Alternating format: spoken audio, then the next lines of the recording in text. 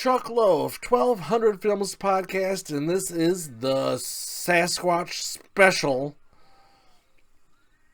12 Sasquatch films, all right in a row. I didn't know which order to do these in, so I figured I'll just go in the order that I watched them. At the end of the show, I will give the 3 best and the 3 worst of this bunch, and then cover the top 5 Sasquatch films ever, that I've seen anyway. I'm sure there's more out there. As I'm learning, there's billions of these movies out there. Billions. Maybe not billions, but Rating scale, usually in the bottom, we would have dumpster fire garbage, but I think for this special, we will do Bigfoot poop as the worst. And then, of course, can't quite recommend, okay if desperate. Put it on the watch list. Normally I would have a put on top of the watch list, but nothing on this list is going on top of anyone's watch list. But there are some decent films in here, though. So, let's stop the whooping. Let's start the wood banging and get going on the list. First one, 2020.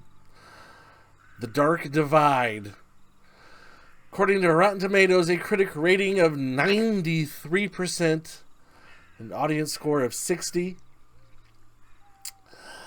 I believe this is the only one on this list that isn't a horror film.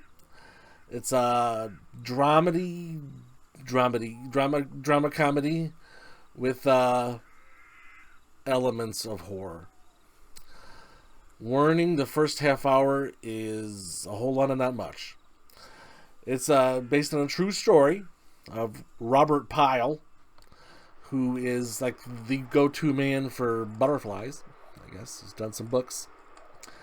And his wife is dying of cancer, and after she dies, he decides to go on this big, long trek through the Dark Divide. The Dark Divide is a very real place.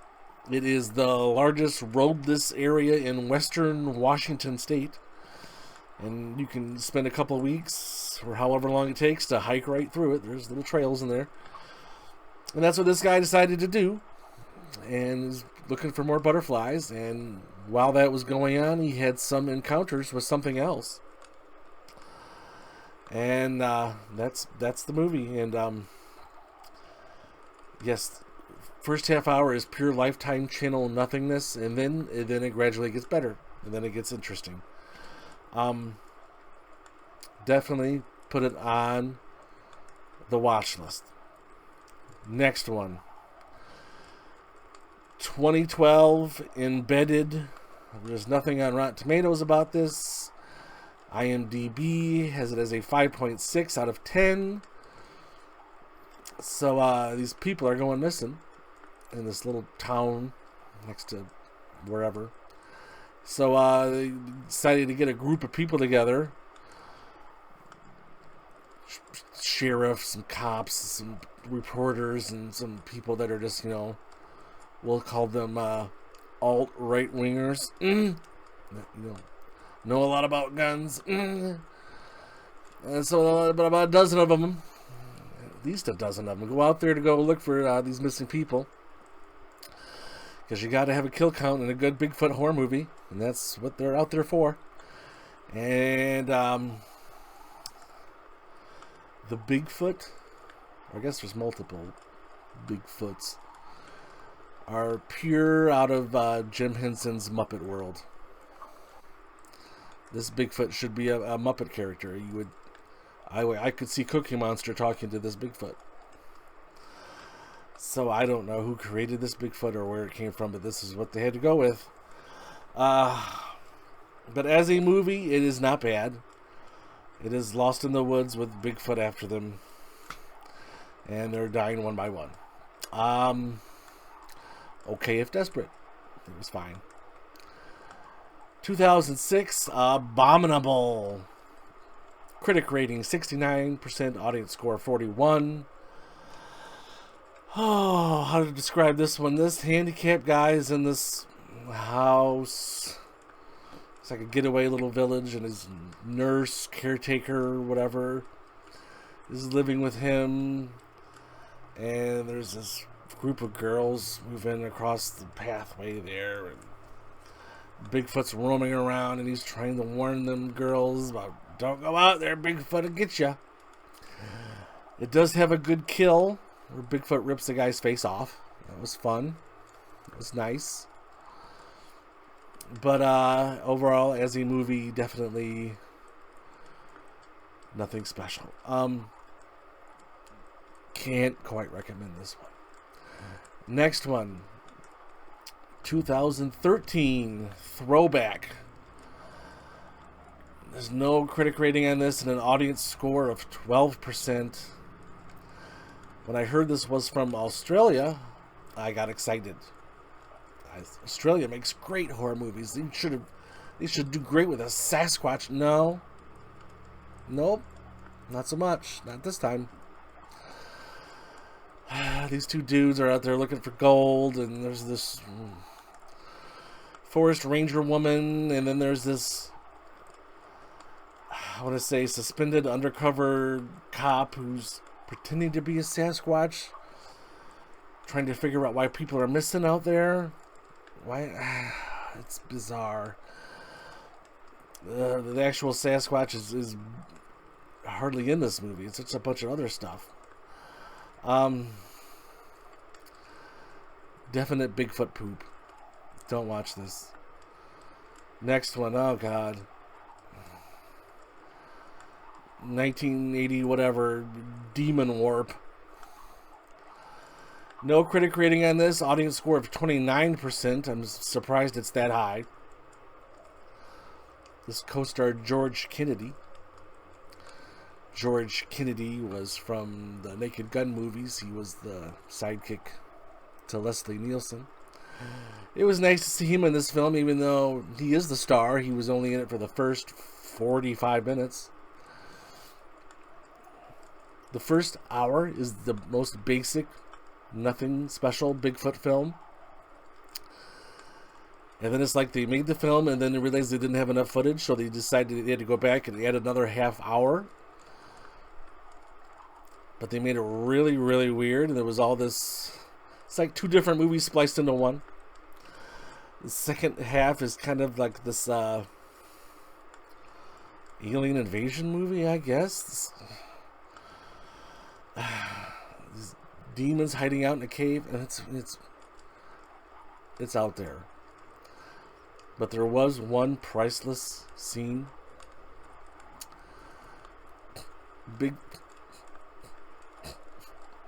Bigfoot attacks this camp of people, right? A bunch of teenagers. And of course the women are just screaming, I don't know what to do, I don't know what to do. I'm going to pick up this guy, but I don't know how to use it. Ping, I don't know what I did. And then, so Bigfoot goes after these girls. Instead of, killing them, he just pimp slaps them. Pure backhand pimp slap. Poo, poo, poo. And one girl, he pimp slapped so hard it knocked her eyeball out. That's a pimp slap Hall of Fame right there. If you could pimp slap someone so hard. But the rest of this film, undescribable. It's some say it's so bad it's good. I say it's just really, really weird. I can't quite recommend this unless you're into really bad movies, I guess, that are somewhat whatever. I don't know. Next one. 2011 Howls. Howls, not to be confused with Howl. Howl. Howl is probably the best werewolf film. Howls is a Bigfoot film you can find for free on YouTube. IMDb has it as a 5.3 out of 10. These two, I guess there's three friends. One seems what we'll call borderline autistic. And then the the two main friends are going out looking for this dog. Their dog went missing. So they're out deep in the woods looking for this damn thing, and of course they get lost. They get a fleeting image of a Bigfoot from half a mile away, and they run like chickens and get lost. Now they're out in the woods for what I could tell was 24 hours maybe.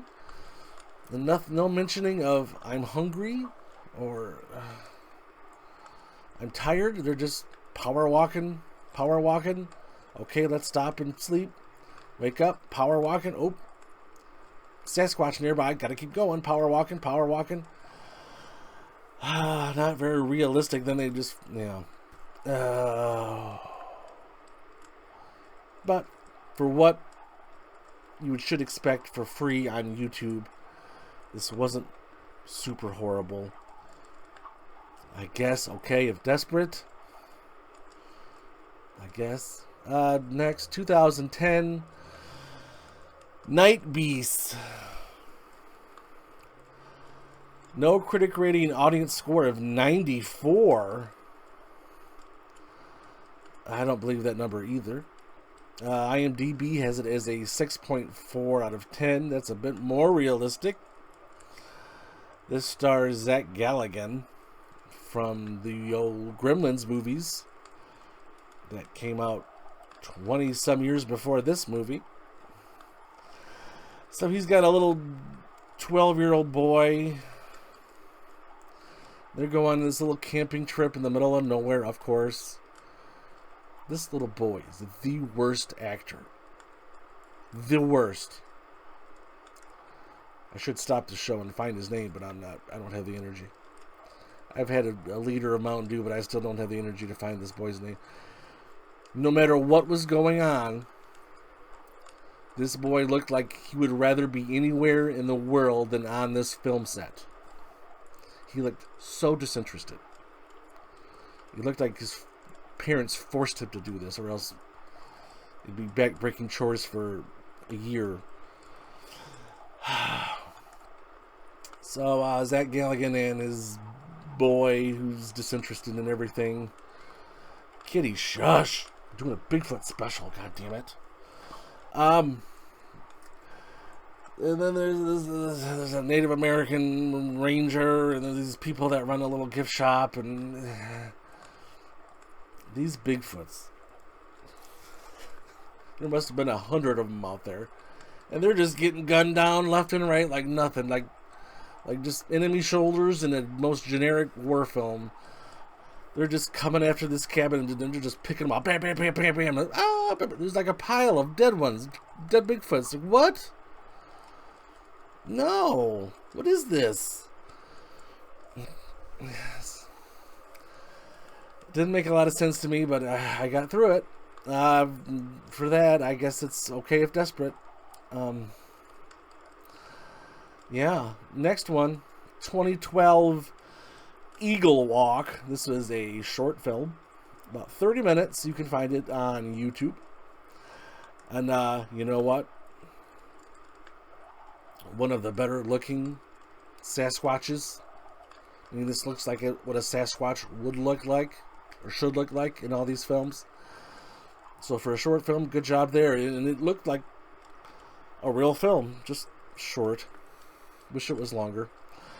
This boy who had an encounter with Bigfoot, I guess he killed his friends, and he survived. And then 10 years later, he comes back as a camp counselor at that same camp. Why would you do that? I don't know. I surely would not.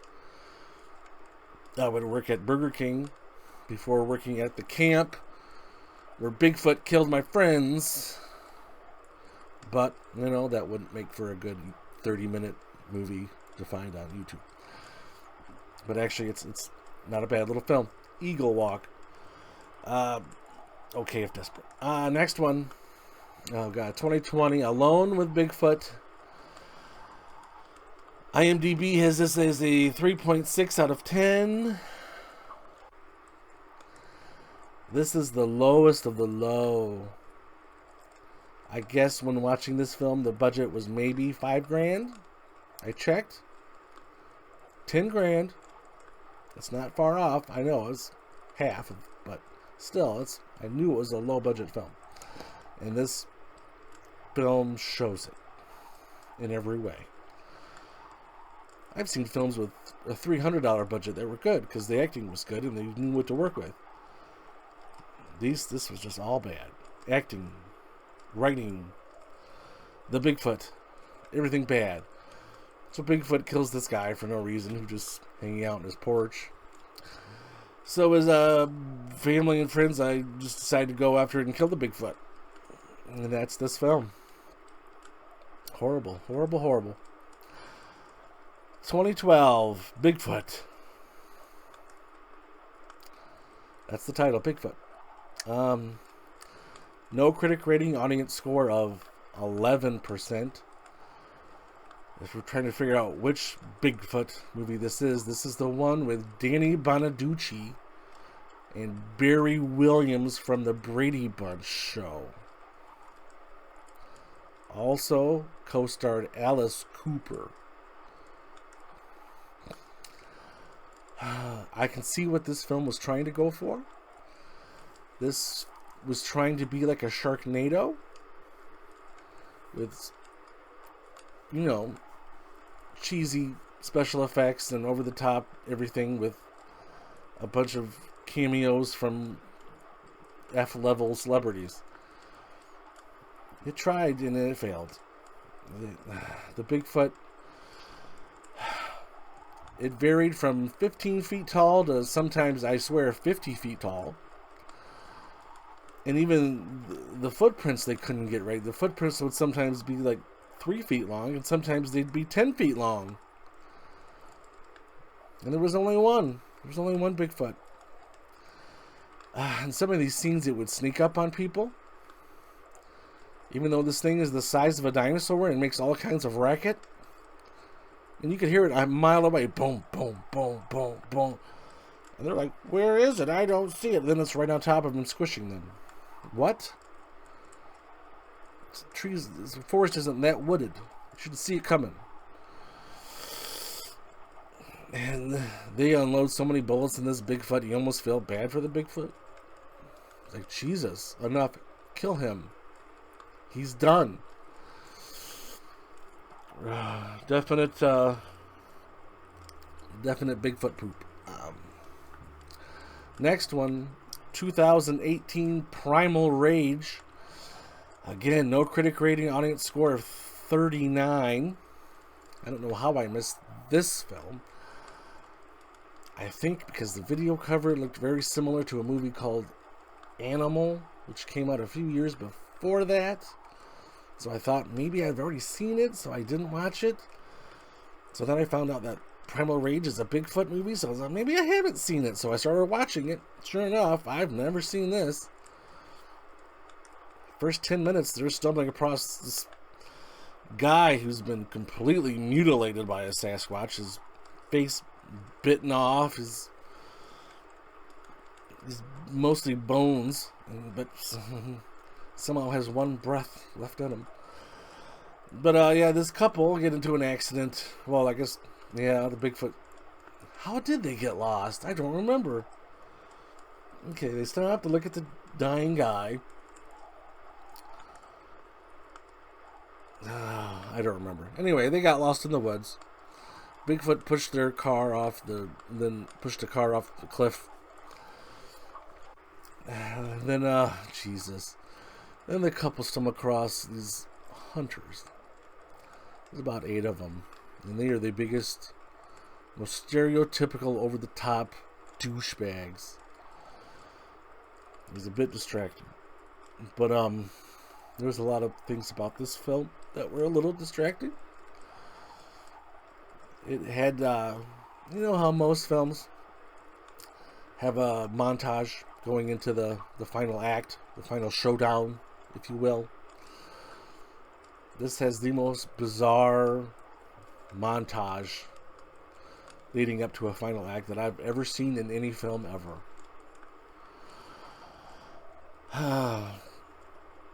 I don't know how to describe it. There's a witch healing one of the people, and then there's this There's an Indian in a teepee looking at a fire.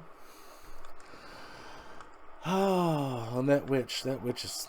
I could do a whole show on that witch.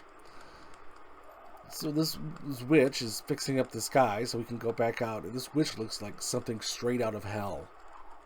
Looks like a demon from hell. And they're like, oh yeah, that's the witch of the woods. And, hello, hi, see ya, thanks. What? No. And don't watch this film back to back with Abominable, because they have the same goddamn ending. And Abominable came out first, about 12 years before this. So Primal Rage should have known better. But still, it's got a budget. The Bigfoot looks more like something from Planet of the Apes. It looks like something from Planet of the Apes had a baby with Predator. And then that thing is in Primal Rage. It's not your standard gorilla or Bigfoot. It's something else. And Bigfoot knows how to use bow and arrows. Beat that. Still, it's still not bad. It's okay if desperate. Next, 2012, The Woodsman.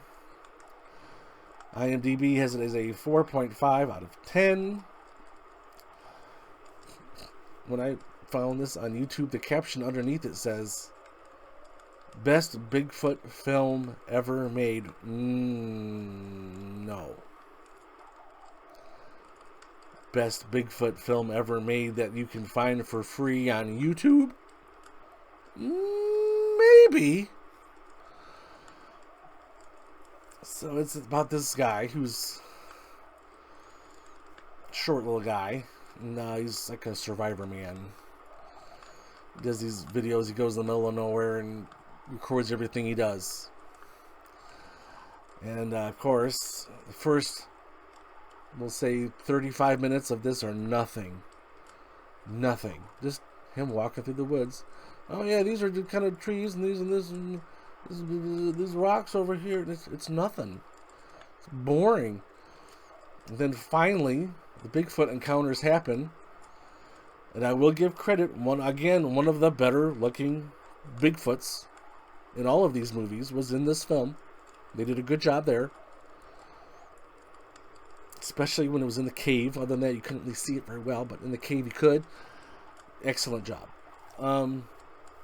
But other than that, it's really nothing outstanding. Okay. If desperate.